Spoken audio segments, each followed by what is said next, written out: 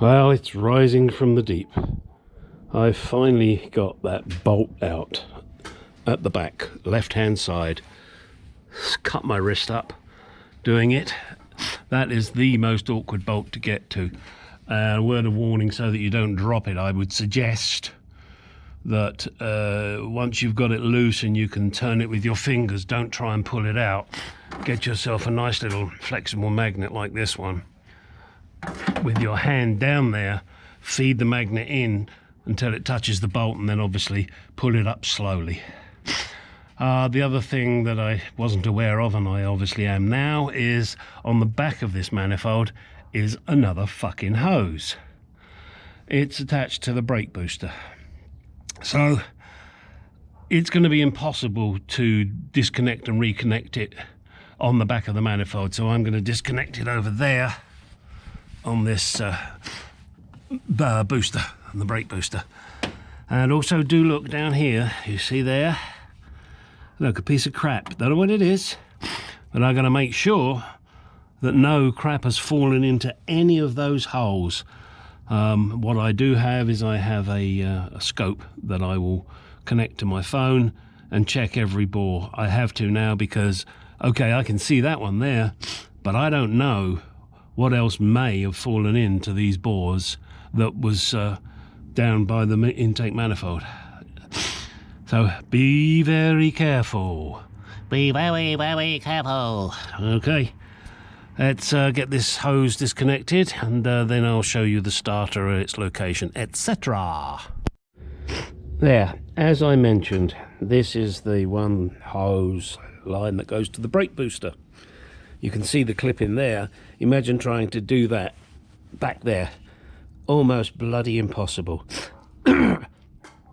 Anyway, got the manifold off finally, and tipped it up to move it, and see that? Gasoline peed all over my leg, it did. So let's put this down a second. Very carefully. And there is the starter motor that you've got to get to. What a ridiculous place to put it. Fuck my old boots. I'll have a quick inspect down these. Actually, they don't look too dirty. And I will check, make sure nothing has gone in there. And I will also give this lot a vacuum out. Don't really want anything going in there, and then we'll be cleaning up the inlets. But what I intend to do now is I'm going to grab myself 8 little rags and shove them down these holes so that should I drop something, it doesn't go inside the engine, because that would not be good. Now, what have we got here? I guess that's the cooling side of things, yeah. God, what another fuck up that is, huh? Imagine having to change that little beastie. God. Okay, let's get on and get that starter motor out. Looks like I can see 2 bolts. Hopefully there is none underneath. I guess I'll find out. But the only 2 bolts I can see are there and there. In fact, what I will do is I'll look at the replacement and see. And I got to tell you, this job, because this is a truck and it's up high, I'm laying on my chest all the time. And my chest is so bruised now, it's ridiculous. So I have to keep taking a few breaks, I'm afraid. Oh, and whilst you're here, well, it's up to you. You may want to replace your knock sensors, because there they are. What a fucking ridiculous place to put things. So that you have to take off that complete intake manifold to get to the knock sensors, to get to whatever this coolant piece is with the thermostat in it. So let's hope the housing never breaks on this. And start a motor. Wow, what a joke. All right, let's get that starter motor out. So here's another piece of fucked up design. starter motor, as you can see, and I've taken off the top nut to release the cable. And then I'm looking at that thin cable that's there. That's actually soldered on. How do I deal with that, I wonder? I think I'll have a look at the new starter. And here it is. Yes, that wire that's soldered on has a connection on it. Okay, not normal, but okay, acceptable. What's not acceptable in my book is this. See, old starter, new starter. Got to take the cover off here and undo the nut on the back. Well, the best way I can think of doing this is to undo these two bolts that hold the starter, pull the starter out, then maybe I can get the cover off and get this cable out and connect it to, which obviously I guess it has to go onto there. I bloody hope so. Jesus Christ. Oh, then Nissan, you assholes. Okay. Let's see if I can get that starter out. I haven't got a clue what size the bolts are, but I'll figure it out. Okay, I have discovered two things for you. One is that the bolts that hold the starter in are 14mm. The other is this cable here. The join is just back, well, roughly where my finger is. So hopefully you can see that. It's roughly there, and it's one of these squeezy ones. And of course it breaks when you squeeze it. But, you know, that's no fucking surprise, is it? So, once I've got it in there and together, I'll put a cable tie around that to make sure it doesn't come undone and cause the customer a problem with starting. Or me, come to that. And as you can see, I've now stuffed rags in all the holes. This, you may think, is an easy job to do. I guess the biggest pain in the ass is because I'm having to lean over, as I mentioned earlier, and that makes it very difficult to do things.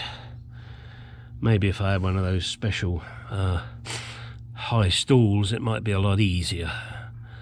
But believe me, this is not a fun job. Don't think you're going to just do it in a few hours. Could you? Maybe if you're younger and more agile than I am. You might, but I very much doubt it. You will hit problems all the way. This will be difficult, that will be difficult. And hopefully with the video, my video that I'm creating here, you can look at it and go, I must remember that. Oh yes, and I can see that. Hopefully that'll work for you. If not, well, I'm sorry. And this isn't necessarily a blow by blow. This is exactly how you do it. This is just the way I've done it, and you're going to have to live with that. All right, let's get the bolts out. Well, this is pretty much the end of the saga for you guys. In order to undo those starter bolts, which were ridiculously tight, I had to go and purchase this big piece of metal tube, which I put on the end of my wrench here, and finally managed to get the bolts to come out. Then the next was to undo this, which is a 13mm. Tell you what, puffs you out doing some of this shit. Now that should now release that cable there, and the starter comes out. Gosh, look at all that crap down there. Oh, and this cover, you have to get this cover off, this cover here. And of course it's hard plastic, it doesn't want to move, so you're going to fight with that, I can tell you now. Then it is off, it is out. Alright, well, the only thing now left to do is to put it all back together. I'm not going to show you that, there's no point. You took it all apart. If you can't put it back together, you're in deep shit. Of course, I will clean all that out. And when you're putting the starter back in, obviously you want to make sure it engages properly when you put it in. So it should go in nice and easy. One other thing you will have to do, and that is replace the gaskets on the intake manifold.